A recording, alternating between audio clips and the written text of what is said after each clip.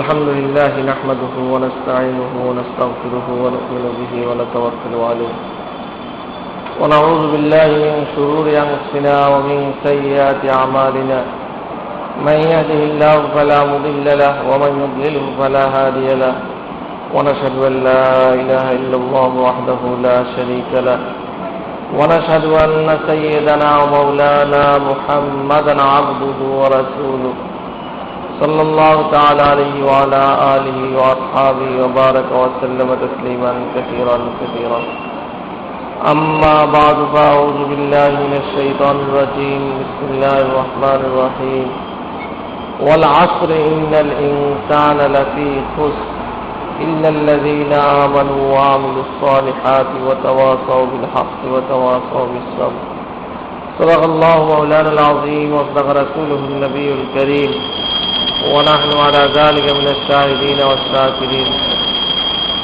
ربنا تقبل منا إنك أنت السميع العليم وتب علينا إنك أنت التواب الرحيم মানুষের জীবনের সবচেয়ে দামি সম্পদ হইল সময়। এই সময়কে দুনিয়াতে মানুষকে আল্লাহ পাক যে আল্লাহর সন্তুষ্টি অর্জন করা এবং জান্নাত লাভ করা, এটা যে জিনিসের বিনিময়ে অর্জিত হবে ওই জিনিসটার নাম হইল সময়। এজন্য সময়ের নাম হইল পুঁজি। সময়ের নাম কি? আমরা সকলেই ব্যবসায়ী, উদ্দেশ্য হইল আল্লাহর সন্তুষ্টি লাভ করা, জান্নাত খরিদ করা। এই ব্যবসার পুঁজি কি? পুঁজি হইল সময়। সময়কে কাজে লাগিয়ে যে সময়ের অনেক মূল্যবান অংশ পিছনে চলে গেছে। আমাদের যে বয়সে আছি এর পিছনে যত বছর গেছে বিশাল একটা সম্পদ হারিয়ে ফেলছে। এমন পুঁজির এক অংশ সকলেরই চলে গেছে, এখন কিছু অংশ আছে। কিছু অংশের পরিমাণ কি এটা কেউই বলতে পারে। যে 1 ঘন্টা পরে মারা যাবে তো তার কিছু অংশ মানে 1 ঘন্টা বাকি দিচ্ছে, তাই না? 10,000 ঘন্টা শেষ হইল, মাত্র 1,000 ঘন্টা বাকি। এমন যে একদিন পরে মারা যাবে তার হাজার হাজার ঘন্টা শেষ হয়ে গেছে, মাত্র 24 ঘন্টা কি দিচ্ছে বাকি। তো পুঁজির হাজার হাজার ভাগ শেষ হয়ে গেছে, মাত্র 24 ভাগ বাকি দিচ্ছে। এমন আর কি। এজন্য যে সূরা তেলাওয়াত করা হইল এটা আল্লাহ পাক সময়ের কসম খাইছেন। কিসের কসম খাইছেন? সময়। কারণ এই তো পুঁজিটা। সময়ের কসম খেয়ে কি বলছেন? যে সমস্ত মানুষ ধ্বংসের মধ্যে আছে। সমস্ত মানুষ ধ্বংসের মধ্যে। হ্যাঁ, যে সময়কে কাজে লাগায় সে ধ্বংসের হাত থেকে বাঁচল। এখানে যা আলোচনা আসছে সেটা হলো এটাই, যে সময়কে দামি মনে করা চাই। শুধু একজন শিক্ষার্থী যে শিক্ষা করতেছে, অধ্যয়ন করতেছে, লেখাপড়া, তার জন্যই না, শুধু সমস্ত মানুষের জন্য সময় সবচাইতে বেশি দামি। जो सांस भी इंसान को आता है उसमें हक ताला ने जो अमर इंसान के लिए मुकद्दर फरमाया है वो जाहिर होता है। खा वो अमर ताअत हो या मासियत, नेमत हो या मुसीबत, गर्ज इंसान हर वक्त या तो किसी ऐसी हालत में होता है कि वो हालत नफ्स को पसंद होती है, वो तो नेमत है बशर्ते कि मासियत ना हो, और या उसको मकरूह जानता है, वो मुसीबत है बशर्ते कि वो ताअत की मुशक्कत ना हो। इन दोनों हालतों में से कोई ना कोई हालत हर वक्त रहती है और हर हालात का एक हक है जो उसके जिम्मे अदा करना जरूरी है।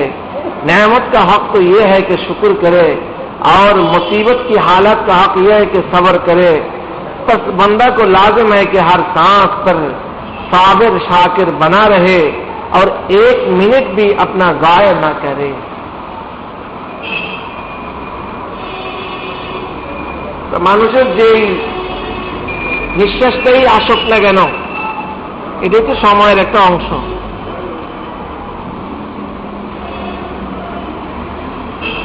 প্রতিটি মুহূর্তেই আল্লাহ পাক বান্দার জন্য যা কিছু নির্ধারিত করে রাখছেন, ওই নির্ধারিত জিনিসটি, নির্ধারিত বিষয়টা প্রতি মুহূর্তেই তার সামনে এসে উপস্থিত হইতেছে। হ্যাঁ, তাই ওই নির্ধারিত জিনিসটা আল্লাহ পাকের ইবাদত বন্দেগী হোক, অথবা গুনাহ হোক, অথবা কোনো নেয়ামত হোক, অথবা কোনো মুসিবত হোক, এটা তার সামনে প্রতি মুহূর্তে আসতেছে।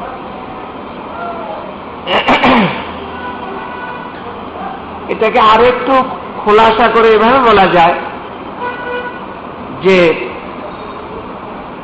অনেক জিনিস আছে মানুষের মনের কাছে ভালো লাগে, অনেক জিনিস আছে মনের কাছে ভালো লাগে না। এই দুই অবস্থা নিয়েই মানুষ প্রতিটি মুহূর্ত কাটাইতেছে। এই দুই অবস্থা নিয়ে মানুষ প্রতিটি মুহূর্ত কাটাইতেছে। আমার কাছে যেটা ভালো লাগে, এক সময় দেখলাম হতে হ্যাঁ এটাই আসছে, আরেক সময় দেখতেছি এমন জিনিস আসতেছে যেটা আমি পছন্দ করি না। বিপদ আপদ এটা সেটা পছন্দ করি। বাকি এখানে একটা জিনিস বুঝার বিষয় আছে, অনেক জিনিস আমি পছন্দ করি কিন্তু এটা আবার গুনার কাজ। অনেক গুনার কাজে মানুষের মধ্যে মজা থাকে। গুনার কাজ করতে কি থাকে? মজা পায়। তাহলে এটা মনে যা চায় তাই পাইতেছে, কিন্তু কাজটা গুনার। তাহলে এখানে কি শুকরিয়া করণ যাইব? আলহামদুলিল্লাহ করণ যাইব যে মনের মতো জিনিস পেলাম? না না, শুকরিয়ার বিষয় না। অনেক সময় মনে যা চায় না তা পাই, তা সম্মুখীন হইতেছি, তা আসতেছি।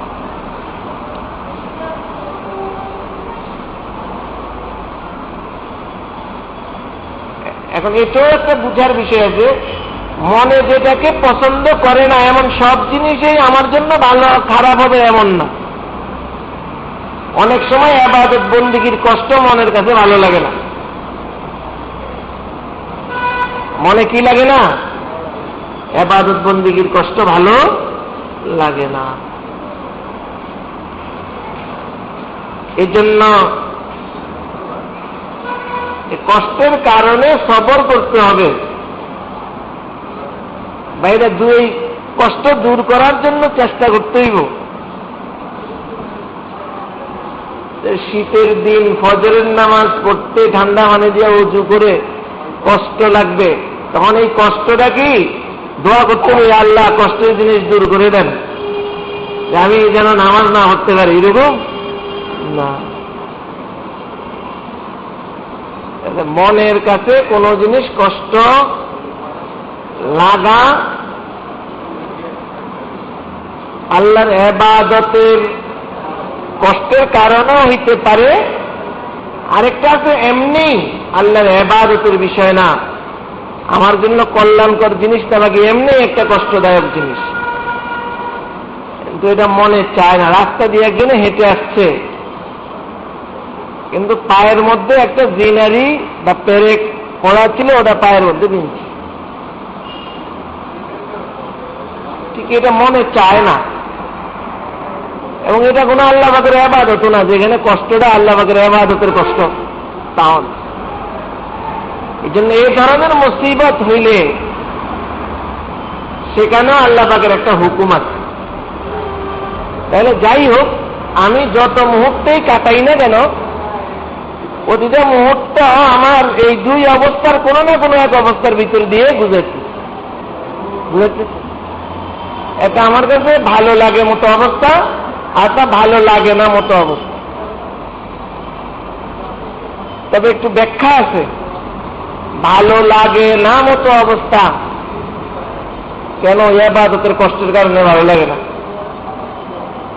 তাহলে এই কষ্টটা দূর করার জিনিস না, বরং এই কষ্টটা আরো গ্রহণ করার বিষয়। এরকম মনে অনেক জিনিস ভালো লাগে, এই সব ভালো লাগার জিনিস আবার পছন্দনীয় না। কারণ গুনার কামে মজা পাওয়া যায়, তো মন মতো জিনিস পাইছে,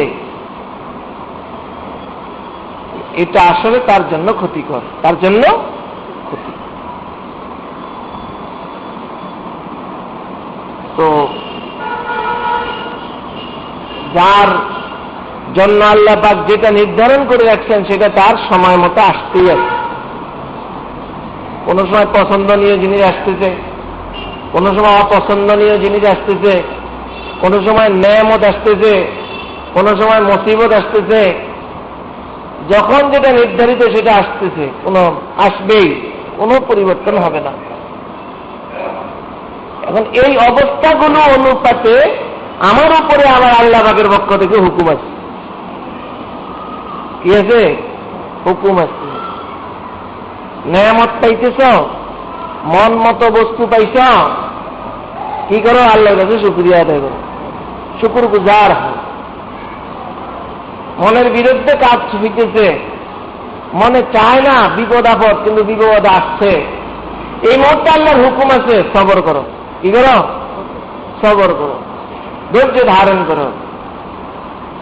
আল্লাহ পাকের হুকুম আমাদের হার হালাতের সাথে কি আছে?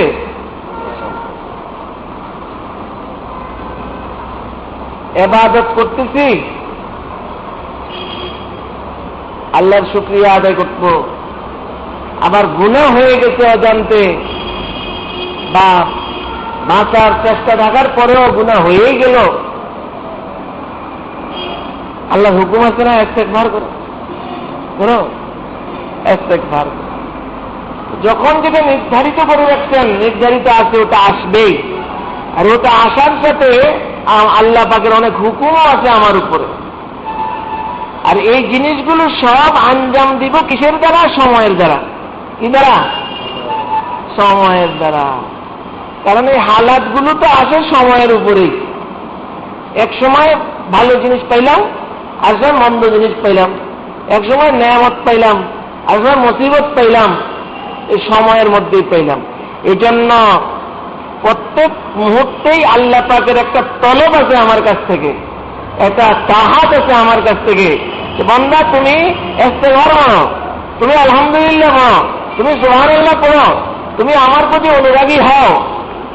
এমন একটা হুকুম সাথে সাথে লাগা আসছে।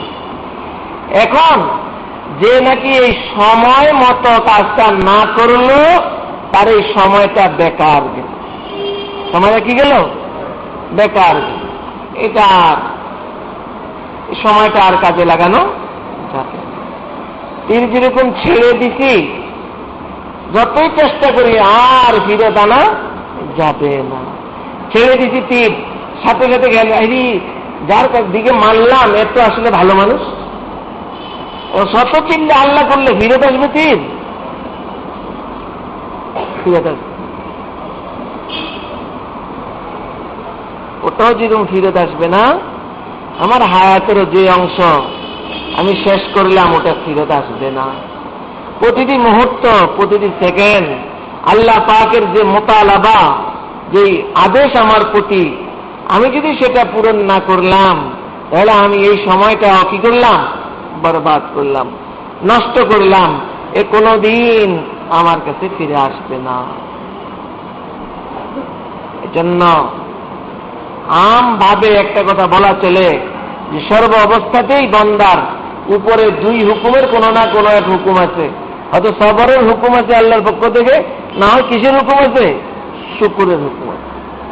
হয়তো সবরের হুকুম আছে, না হয় শুকুরের হুকুম আছে। না হয় ইস্তেগফারের হুকুম আছে। এটাই হইল আল্লাহকে স্মরণ করা, গাফেল না হওয়া। আমি যে মুহূর্তে গাফেল হইলাম ওই মুহূর্তে তো আল্লাহ পাকের একটা হালাতের উপরে আমি ছিলাম। তো ওই হালাতের যে দাবি ছিল, হক ছিল, আল্লাহর পাওনা ছিল আমার কাছে, সেটা তো আমি কি করলাম না, আদায় করলাম না। গাফেল অবস্থায় ছিলাম, আল্লাহর নাম নিলাম না, আলহামদুলিল্লাহ বলতে পারলাম না, না অন্তরেও সেটা মনোভাব পোষণ করতে পারলাম না, ইস্তেগফার করতে পারলাম না, তাই না, সুবহানাল্লাহ বলতে পারলাম না, তাই না। এটাও আমার জন্য বড় বিপজ্জনক। মোট কথা সব কিছু নির্ভর সময়ের উপর। কিসের উপর? সময় সবচেয়ে বড় দান, বহুত বড় দান।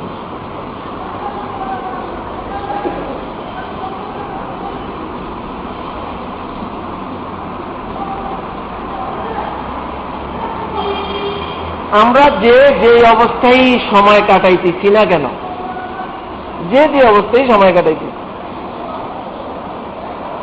কেউ সময় কাটাইতেছি পড়ালেখার অবস্থায়, কেউ সময় কাটাইতেছি ব্যবসা বাণিজ্যের অবস্থায়, কেউ সময় কাটাইতেছি চাকরির অবস্থায়, কেউ সময় কাটাইতেছি অবসর অবস্থায়। যে যেভাবেই আমি সময়টা কাটাই না কেন, মনে রাখবেন যে এই সময়টারও একটা ইতিহাস তৈরি হইতেছে। ইতিহাস কি হইতেছে? তৈরি হইতেছে। ইতিহাস তৈরি অর্থ এটা নয় যে একজন ভালো লেখকে ঐতিহাসিক আসবে আর সে লিখবে, এটা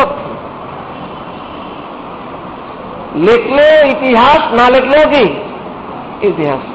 দুনিয়াতে অলেখা অনেক ইতিহাস রয়ে গেছে না, সেটা কি ইতিহাস না? সেটাই অনেক ইতিহাস চেপে রাখা হয়েছে না, সেটা ইতিহাস না? সেটাই ইতিহাস। দুনিয়াটা এমন, দেখেন ইতিহাস, একজনের নামে ইতিহাস লেখা নাই ঠিকই, কিন্তু সে মনে করেন কয়েকজনের ভিতরে ছিল, মেসে ছিল বা বাসায় ছিল, না এমনি এক জায়গায় আসতে তো 2-4 ঘন্টা ছিল, কিন্তু কোনো কিছু লেখা হয় নাই কাগজে কলমে। কিন্তু সে এখান থেকে বিদায় নেওয়ার পর কিছু আলাপ আলোচনা মানুষের মধ্যে হয় না? কি হয়? ভালো হইলে ভালো হয়, আর সে মন্দ হইলে মন্দ আলোচনাই। ও গেছে তো খুব ভালো হয়েছে, এটা কি ইতিহাস না? আহা, এরকম একটা লোক আমরা হারিয়ে ফেলছি। এই লোকটা আমাদের সমাজে থাকলে ভালো ছিল। এরকম প্রতিবেশী খুব কমই পাওয়া যায়। এটা কি ইতিহাস না? লেখা নাই, কিন্তু এটাই আসলে ইতিহাস। ওটা কাগজের পাতায় আসে আর এটা আসলো না। আমি আপনি মারা যাওয়ার পর কি এসব কথাবার্তা হবে না দুনিয়াতে? যদি ভালো হয়ে থাকে ভালো বলতেই থাকবে মানুষ, মন্দ হয়ে থাকবে মন্দ বলতেই থাকবে, চুপে রাখবো না। আরে অমুকে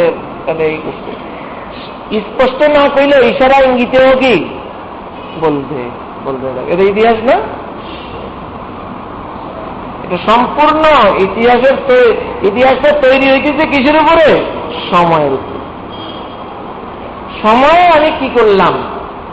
আমি বদ করলেও সময়ের ভিতরে করছি, ভালো করলেও সময়ের ভিতরে করছি। আর সময়ের উপরে ইতিহাস তৈরি হইতেছে।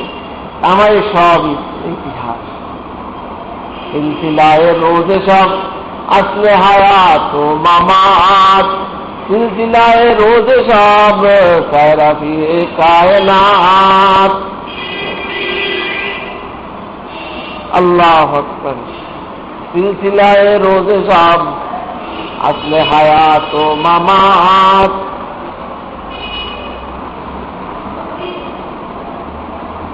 तुझको फरकता है ये, मुझको फरकता है ये, सिलसिलाए रोज सब सैरफिए कायनात। सिलसिलाए रोज सब नक्शगरे हादसात, सिलसिलाए रोज शब अस्ल हयात ममात, तुझको फरकता है ये मुझको फरकता है ये, सिलसिलाए रोज शब कायराफिए कायनात। কি বলতেছেন যে রাত্র আর দিনের আসা আর যাওয়া, এই যে আমাদের সময় শেষ হইতেছে, একটা দিন শেষ করলাম না আজকে, ঘুম থেকে উঠার পরে একটা দিন শেষ করে ফেলছি, একটা রাত্র সামনে কি আসছে। এই যে আসা আর যাওয়াটা, এটাই তো তোমার হায়াত আর মৃত্যু, তোমার জীবন আর মরণের কি এটা মূল বস্তু। তো এটাই এটাই তোমার কি সিলসিলায়ে রোজ সব নকশ করে হাদিসা, দিন আর রাত্রের আসা আর যাওয়া, এটার যে ধারাবাহিকতা, এটা তো বিভিন্ন ঘটনাকে অঙ্কন করে যাচ্ছে, ঘটনা প্রবাহকে অঙ্কন করে যাচ্ছে। একটা ছাত্র, মাদ্রাসার ছাত্র মনে করেন ভালো, এই তার দিন আর রাত্রে তার এই ভালোর স্মৃতি অঙ্কন করে দিতেছে। আর একটা ছেলে ভালো না, ঠিক মতো কাজ করে না, লেখাপড়া করে না, দুষ্টামি করে, ওই দিন আর রাত্র আসা যাওয়া করছে না শুধু, বরং তার কি করতেছে, দিন আর রাত্র শুধু আসা যাওয়া করছে না, বরং তার হিস্টোরি অঙ্কন করে দিতেছে, তার ইতিহাস অঙ্কন করে দিতেছে, মানুষের হৃদয়ের মধ্যে অঙ্কন করতেছে, তাই না, বিভিন্ন স্মৃতিতে অঙ্কন করতেছে, অঙ্কন করে সিলসিলায়ে রোজ সব নকশা করে হাদিসাত, সিলসিলায়ে রোজ সব আসলে হায়াত ও মামাত, এটা হায়াতেরও আসল, মৃত্যুরও আসল, এটাই তার মূল।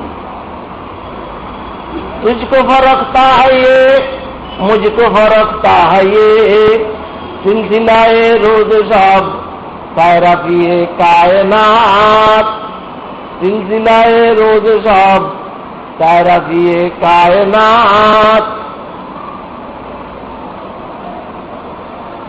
মানুষের টাকা পয়সা এটা কি অরিজিনাল না জাল, এটা কি খাঁটি না জাল, এমন ব্যাপার সেবার হয় না, এটাকে নির্ণয় করার মতো কি জিনিস আছে না? আমরা ছোটকালে দেখছি একরকম চুম্বকের মতো, ওটাতে যেই পয়সাটা ধরতো ওই পয়সাটা সঠিক, আর যেটা ধরতো না ওটা কি 2 নম্বর, এই ধরনের ইয়া করা হয়। এখন তো মেশিন দিয়ে টাকা গনে না, মেশিনে বলে দেয় এটা জাল কি জাল না, তাই না, মেশিনে বলে দেয়। সায়রাফি বলে কাদেরকে? স্বর্ণ কাদেরকে সায়রাফি বলে। আগের জমানায় টাকা পয়সা ছিলই স্বর্ণ আর রূপার, নাকি স্বর্ণ আর রূপারই টাকা ছিল। এখনো আরবিতে মানি এক্সচেঞ্জ, এটাকে সরাফাই বলে, আর যারা এই কাজ করে তাদের সর্রাফি বলে, এখনো বলে।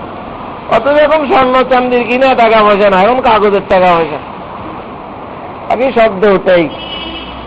তো সে জানে, জাওহারি যে সে জানে কোন স্বর্ণটা খাঁটি কোনটা খাঁটি না।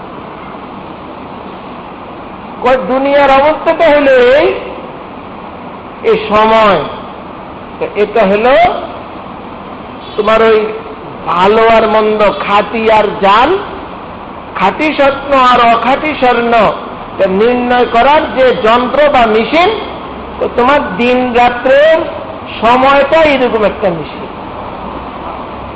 तुझको फरकता है ये मुझको फरकता है ये, सिलसिलाए रोज सब कायराफिए कायनात।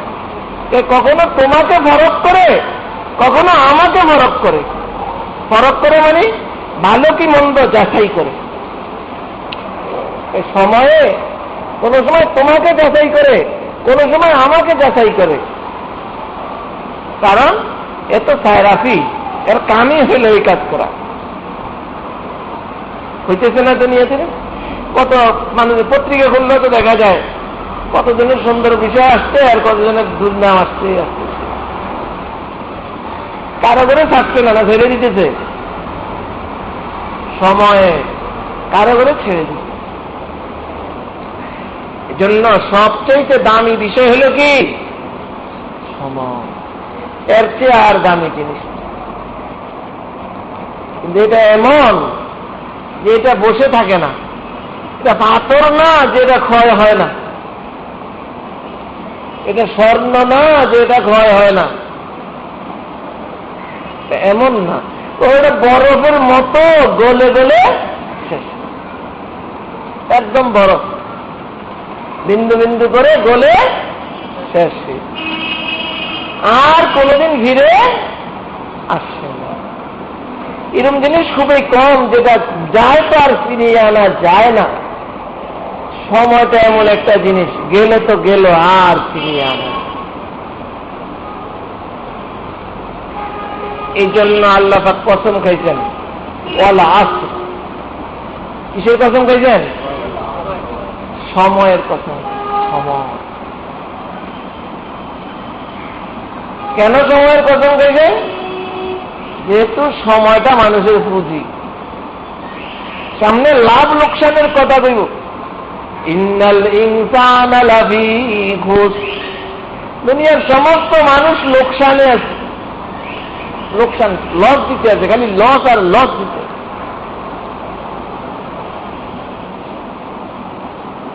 কেন? এই জন্য যে লস কখন বলে, পুঁজি ঠিক থাকলে লস বলে না, লাভ হয় না এটা বলে। লাভও নাই লসও নাই, পুঁজি কি আছে? ঠিক আছে। লস বলে কখন? যখন পুঁজিও ভেঙে যায়, পুঁজিও ঠিক থাকে না, পুঁজিও কমতে শুরু করে, এটাকে কি বলে? লস। আল্লাহ পাক বলতেছে দুনিয়ার সব মানুষ লসের মধ্যে আছে।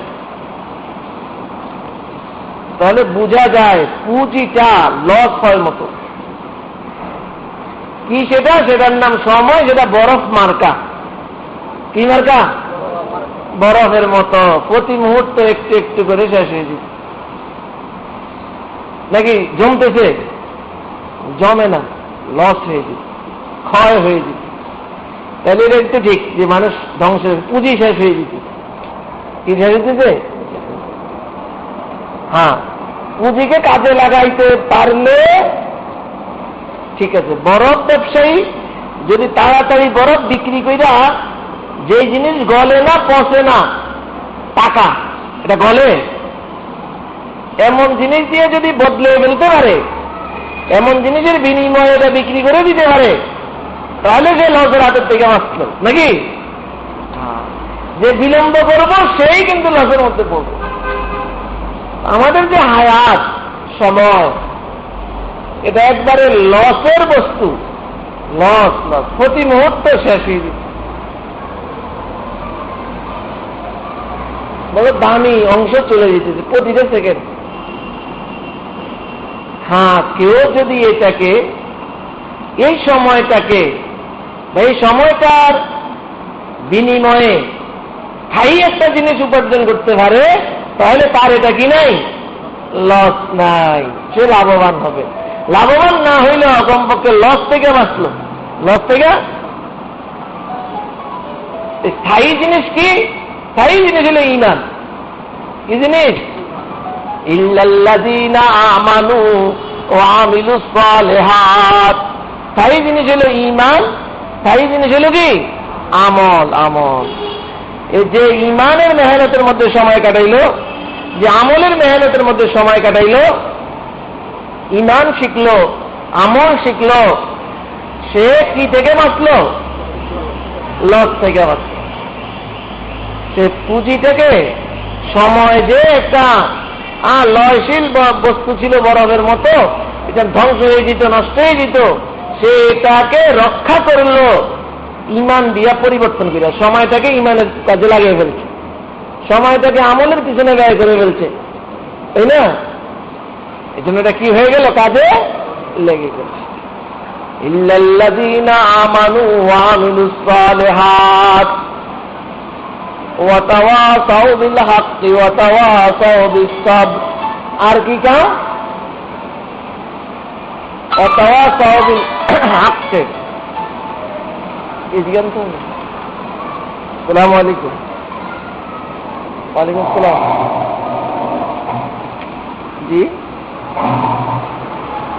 হ্যাঁ,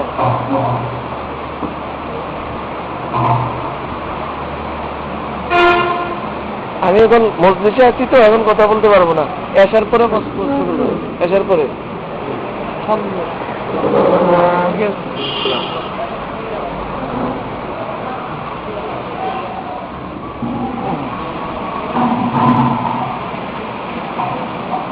আল্লাহ।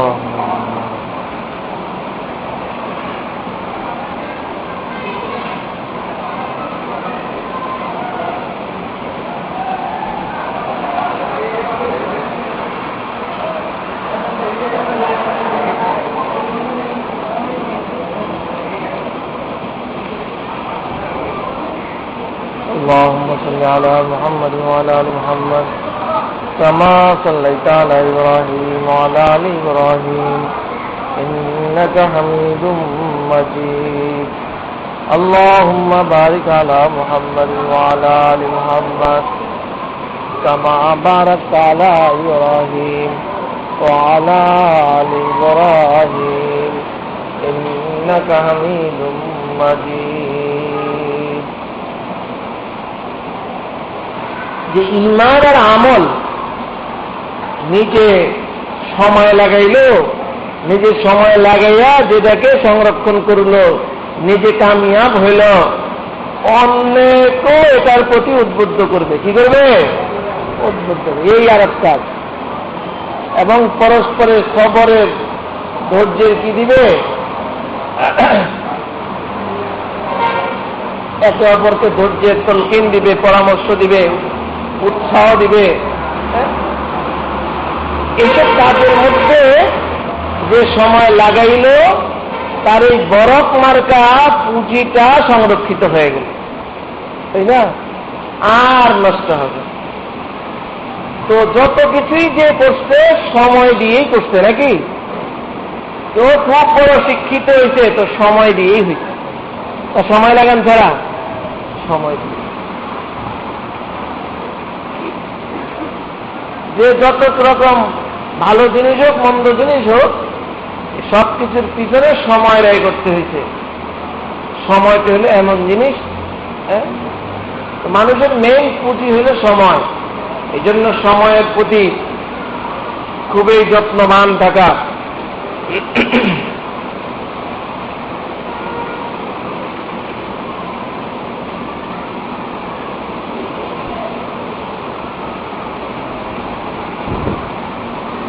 सालिक पर जब हक़ ताला का फजल मुतवज्जे होता है और उसके कल्बों को जिक्रुल्लाह से ताल्लुक हो जाता है तो कल्बों की कैफियत ये होती है कि कभी अपनी कैफियत जिक्र में मशगूल होता है और मासवा से बिल्कुल खाली हो जाता है, और कभी दुनियावी अशगाल और अफकार की कदूरत उस पर गालिब होती है,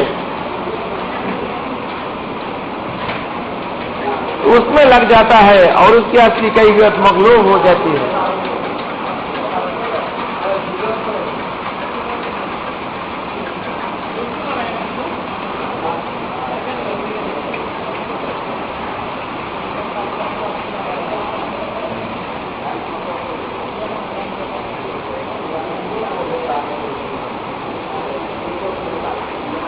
तो उस वक्त ये शख्स घबराता है और उलझन में पड़ता है और उन कदूरत और तशवीशात से निकलना चाहता है, और उसी में उसका वक्त बहुत सा सरफ हो जाता है और उसका मुंतजर होता है कि उन कदूरत से खलासी हो तो जिक्र में मशगूल हो। तो ऐसे सालिक के लिए शायख रहमतुल्लाह अलैह फरमाते हैं कि अगियार यानी माशाअल्लाह से खाली होने वाले वक्तों का इंतजार न कर, क्योंकि जिस हाल में तुझको मुरब्बी हकीकी ने ठहरा रखा है, यानी तुझ पर जो हाल इस वक्त जुल्म और कदूरत के नौ से वारिद है और उसमें तुझको अल्लाह ताला ने कायम किया है, ये एक वक्त है इस वक्तों में तूने अगर अपने कल्ब को फिक्र में मशगूल किया कि कदूरत जाती रहे तो जिक्र में मशगूल होने का, तो ये अमर तुझको कदूरत जाती रहे तो जिक्र में मशगूल होऊंगा, तो ये अमर तुझको इस वक्तों में अल्लाह की तरफ मुराकबा और निगाहदाश्त को जुदा कर देगा, और ये वक्त गफलत में सरफ होगा। बस इस ख्याल ही को कता कर दे कि दूसरा वक्त कदूरत से खाली मिलेगा, और समझ ले कि बस यही वक्त है और दूसरा वक्त नहीं है। इसलिए कि दूसरे वक्तों की तो खबर ही नहीं है कि आएगा या नहीं। बस इस जुल्मत कदूरत तशवीशी की हालत में अपने मौला में मशगूल रहा।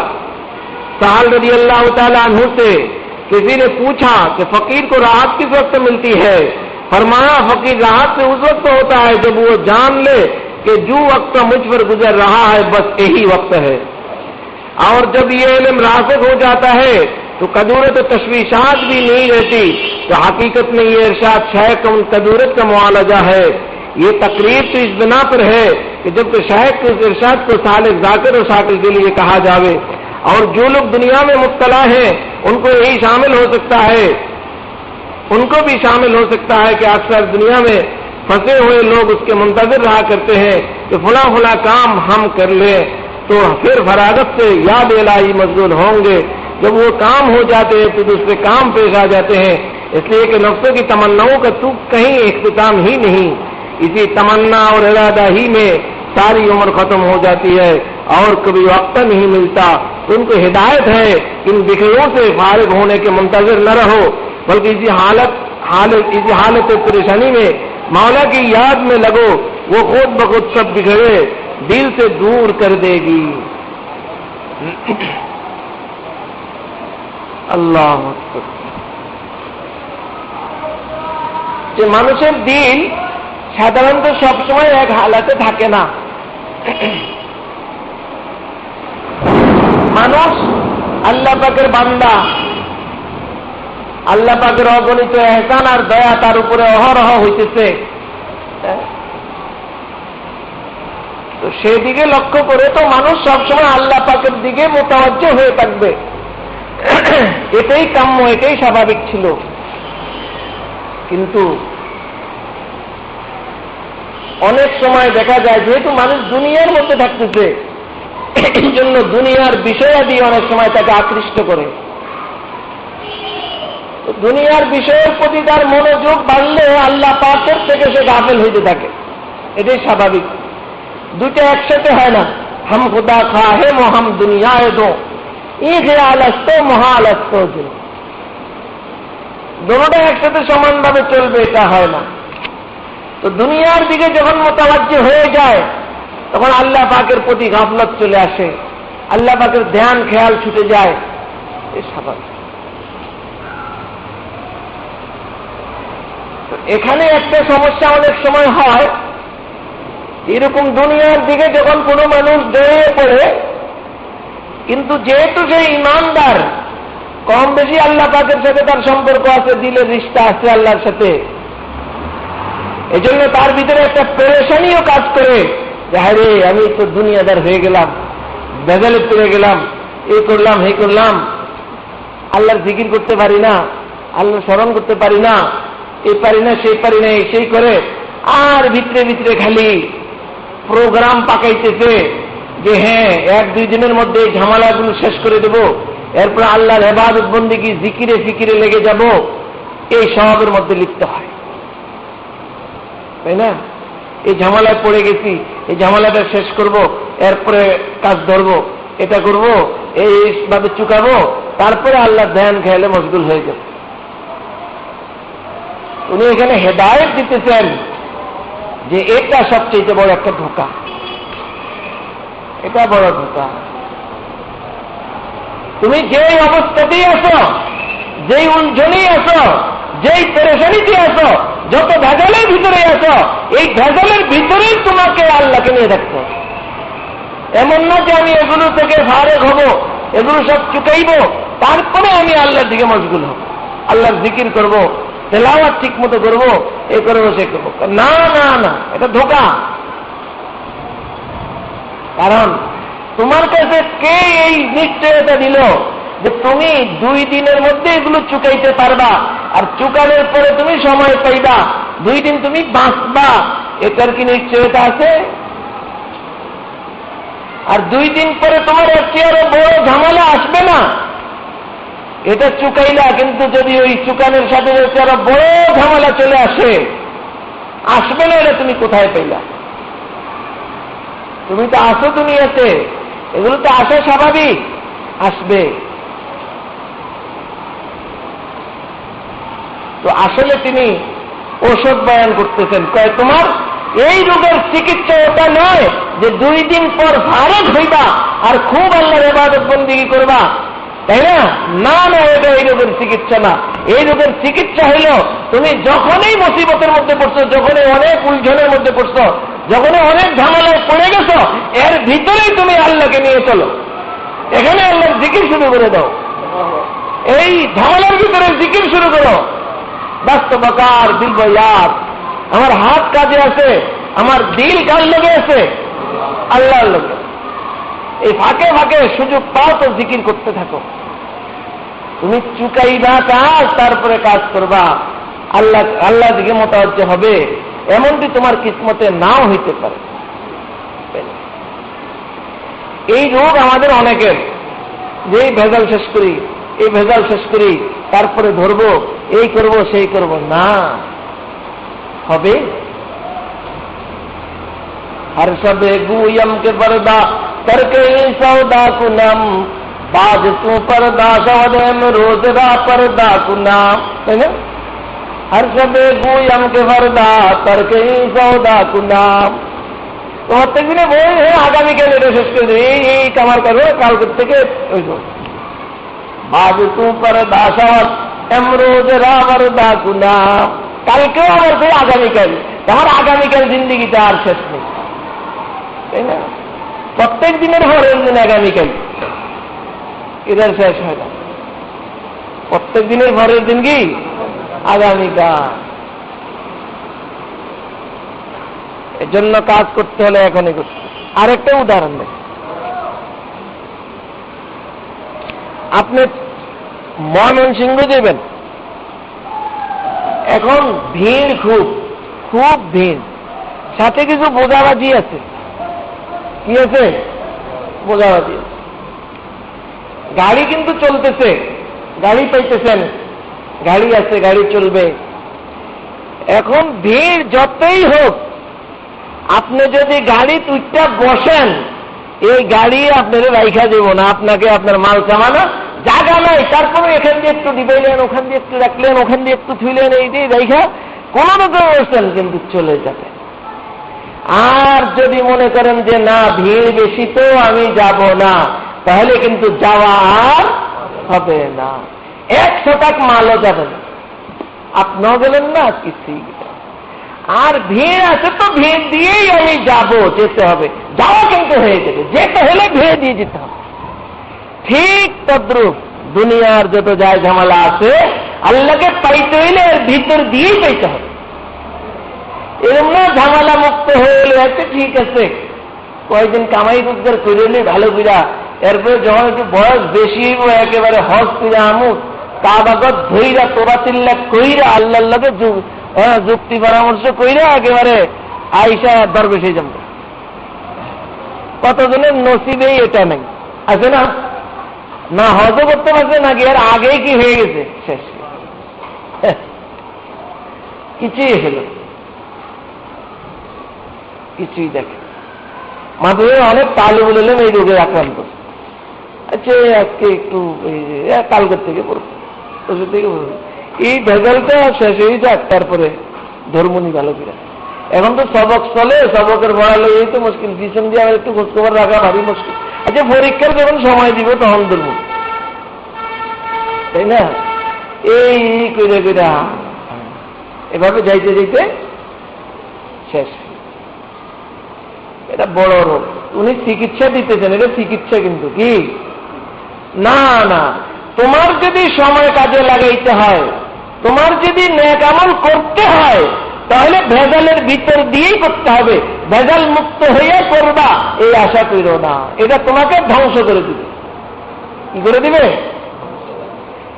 আর তুমি এই ভেজালের ভিতর দিয়ে যখন নেক আমল শুরু করবা, আল্লাহ পাক ভেজাল কমাইয়া তোমাকে তখন ফারেক করে দিবে। আর না জিন্দিগিতে ফারেক হইবা না। কারণ হাদিসের মধ্যে আছে না, হাদিসে কুদসি, ইবনে আদম তাফাররাক লিবাদাতি আমলা সাদরাকা গিনান ওয়া সুদ্দা ফাকরাক ওয়া ইল্লাম তাফাল মালাতু ইয়াদাকা শুগলা ওয়া লাম আসুদ্দা ফাকরাক। আল্লাহ পাক বলতেছেন, ইবনে আদম, হে আদম সন্তান, তাফাররাক লিবাদাতি আমলা সাদরাকা গিনান, আমার ইবাদতের একটু ভাগ বাইর করো না। ভেজাল তোমার ভেজালের অভাব নেই, একটু ভাগ করো না, একটু ভাগ। এই কোনো জায়গা নেই ট্রেনের মধ্যে, এরপরেও তুমি উঠলা, মাল রাখার জায়গা নাই, তারপরেও একটু ভাগ করে এনে একটু রাখছো তো, বললে একটু রাখছো তো, একটু ধরে বেঁচে যা। তুমি আমার ইবাদতের জন্য একটু ভাগ করো না, সময় বাইর করো না, একটু একটু বাইর করো না। ইবনে আদম তাফাররাক লিবাদাতি আমলা সাদরাকা গিনান, তোমার সিনাটাকে আমি ধনাঢ্যতা দ্বারা পরিপূর্ণ করে দেব। আর এটাই তো আসল ধনাঢ্যতা। ইন্নাল গিনা গিনান নাফস, অন্তরের ধনাঢ্যতাই সবচেয়ে বড় ধনাঢ্যতা। কারণ ধনী আর ধনীর বিপরীত হল ফকির। কোটি কোটি টাকা হয়ে আছে, তার ভিতরে ফকির মানে মোহতাজ, তার মধ্যে মোহতাজিগি রয়ে গেছে। এটা করতে হলে তো আর ভালোই লাগলো না, এটার জন্য ওই 1 লাখ টাকা ঘুষ দিয়ে ব্যাংকের থেকে 1 কোটি টাকা নিয়ে আসবে। ওমরের কাছে একটা কথা বলে তার থেকে নিয়ে আসবো নাকি? মোহতাজি আর মোহতাজি তার চুক্তি করতে চাইতেছে, দেন না 10 লাখ টাকা হাওলাত দেন না, কি করবে? এটা ধনী বানাইছে কি জন্য? আমরা ধনী খালি টাকা আছে, আমরা ধনী, এটা 1 নম্বরের ফকির। এটা নাম রাখবে ধনী। আসল ধনী তো ওই ব্যক্তি যার কিছু চাওয়ার নেই, চায় না, কারো দরকার নেই, চলতেছে তো যথেষ্ট মনে করতে। এটা আসল প্রকৃতি। ইন্নাল গিনা গিনান নাফস, রাসূল সাল্লাল্লাহু আলাইহি ওয়াসাল্লাম বলেন যে ইবাদতের জন্য ফাঁক বাইর করব, আমলা সাদরাকা গিনান, তাওয়াঙ্গারি দ্বারা তোমার অন্তরকে আমি পরিপূর্ণ করে দেব। আর কি? ওয়াসুদ্দা ফাকরাক, তোমার যে মোহতাজিগি আছে এটি সব আমি পূরণ করে দেব, ঝামেলা মুক্ত বানিয়ে দিব। তুমি ঝামেলার ভিতর দিয়ে যদি আমারে রাখো, আমি তোমারে কি করব? ঝামেলা মুক্ত করে দেব। কেমনে করে দেব সেটা তো আমি জানি। কেমনে করে দিব আল্লাহ পাক জানেন, কেমনে মুক্ত। ঈমান আছে না? ঈমান রাখতে আল্লাহ যখন কইছে ঠিকই। এই জন্য আমরা কি করবো জানেন? যখন বেশি ঝামেলায় পড়ি তখন বেশি করে আল্লাহ রে ডাকো, নাকি? একদম বেশি করে আল্লাহকে ডাকবো, বেশি করে ঝামেলা থেকে সময় ফারেক করে করে ইবাদত বন্দেগী বাড়ায় ফেলবো। আল্লাহ বলছেন এবারে আরো ঝামেলা থেকে মুক্ত করে দিবে। আর যদি এর বিপরীত হয়, ওয়াইল্লাম তাফাল মালাতু ইয়াদাকা শুগলা, তুমি তা না করো, আমার ইবাদত বন্দেগীর জন্য যদি সময় বের না করো, মালাতু ইয়াদাকা শুগলা, তোমার হাত আমি ঝামেলা দিয়ে পরিপূর্ণ করে দেব, বিন্দু পরিমাণ তুমি সময় হইতে না। এবার কেন না? হাতে হাত আগের নেই, হাতে কাম আছে, তোমার পুরো জিন্দিগি গেলি হাতে কাম থাকবো, 1 মুহূর্তে তুমি সময় হইবে না, সময় পেবে না।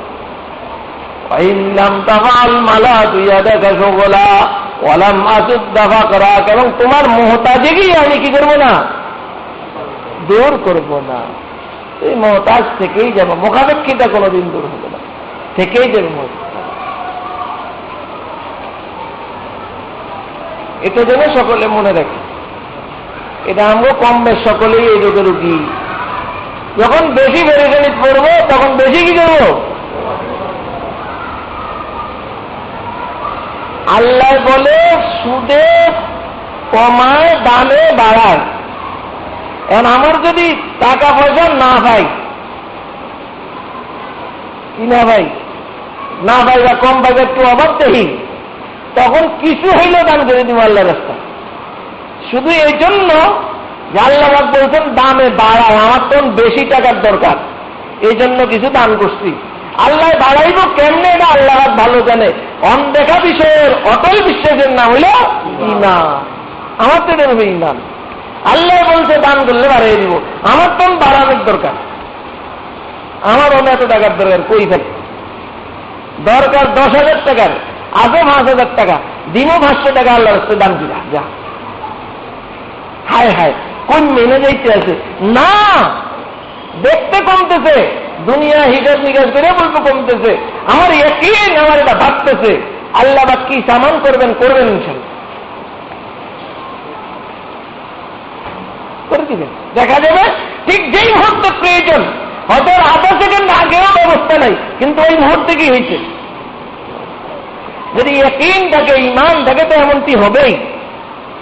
কোনো জানবে ঠিক তদ্রুপ ঝামেলা হয়েছে, ও কালকে কাম করবো, তো আছো এখনই শুরু করে দিচ্ছি। ঝামেলায় পড়ে গেছি তো আল্লাহ আল্লাহ আল্লাহ আল্লাহ কতক্ষণ শুরু করে দিতাম। ঝামেলায় পড়ে গেছি, এই 2 রাকাত নামাজে দাঁড়িয়ে গেল। আল্লাহ ঝামেলার থেকে আমার উদ্ধার, আল্লাহর দিকে বেশি মোতাবজ্জি হইতে হবে, তাই না? আমার সব ঝামেলাও চলবো, কামও চলবো, আল্লাহর দিকে আগামী হবে, আল্লাহর ওয়াদা পূরণ হবে, ঝামেলা আসতে শেষ হয়ে যাবে। আমরা জিন্দিগিতে ঝামেলা কি হবে না, ঝামেলা শেষ হইলে কাজ করবো, জিন্দিগিতে ঝামেলা শেষ হবে না। আল্লাহ তাআলা আমাদেরকে বুঝার আমল করার তৌফিক দান করেন। এখন এ পর্যন্তই থাকলো, আমাদের টাইম মনে ঘনে আসতেছে, মাগরিবের পর আবার হবে ইনশাআল্লাহ কিছু। সুবহানাকাল্লাহুম্মা ওয়া বিহামদিকা আশহাদু আল্লা ইলাহা ইল্লা আনতা আস্তাগফিরুকা ওয়া আতুবু ইলাইক।